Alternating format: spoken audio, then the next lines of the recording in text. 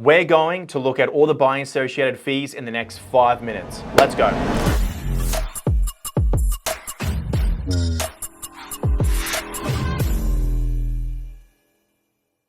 So there's a few things that you should take into consideration because all the banks are going to do is just make sure you have enough funds to cover stamp duty costs.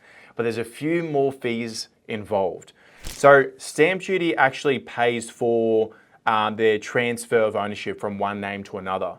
Now, depending on the state and depending on if you're buying for owner-occupied or investment purposes, the stamp duty is different. Stamp duty, funny enough, is the one thing that the bank won't calculate. It's actually your solicitor that will calculate it for you and see if you're eligible for any concessions. For example, in Queensland, if you purchase an owner-occupied property for less than $700,000, there's no stamp duty. And anywhere between $700,000 to $800,000, there is a concession involved. If you're interested in finding out a little bit more about stamp duty and the concessions available, please have a look at Mad's catalogue available, and I'm sure we'll have a video up for you very soon. Moving on to solicitor costs. You would engage a solicitor prior to signing a contract to review the contract of sale, to check the property title, to recommend any special conditions and explain key dates, such as your finance clause, your building and pest clause, when you should pay your initial deposit when you sign the contract, or paying the balance deposit when you officially go unconditional and want to proceed with the purchase.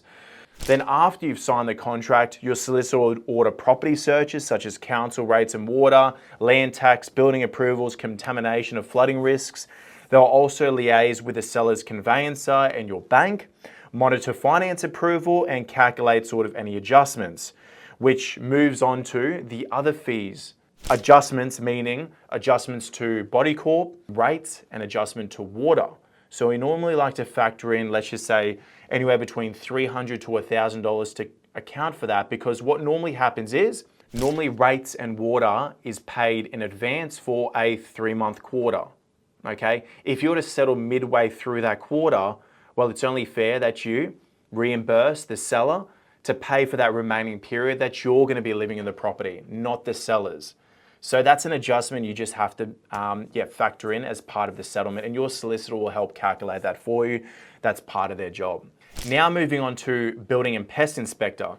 So that generally costs about $800 for a house, or it could be a little bit cheaper for a unit.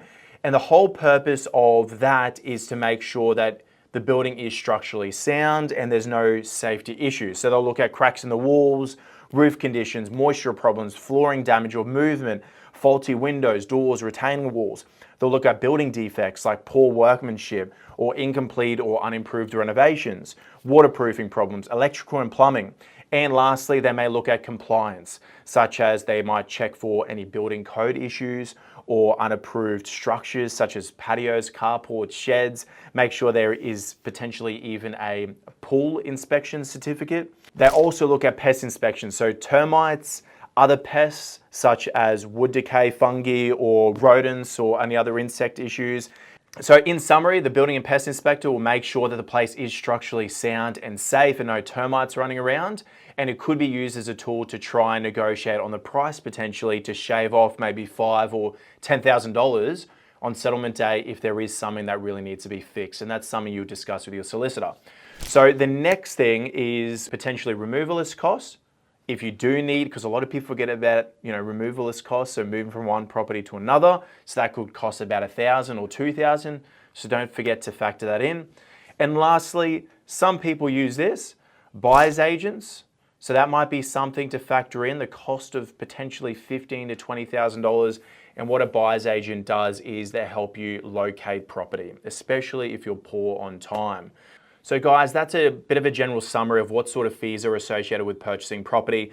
We've got heaps of videos going up about different scenarios, so have a look at that and you can see mainly the fees associated with buying stay the same pretty much when factoring it in, except for stamp duty. That's the big one that generally does change with the particular type of property.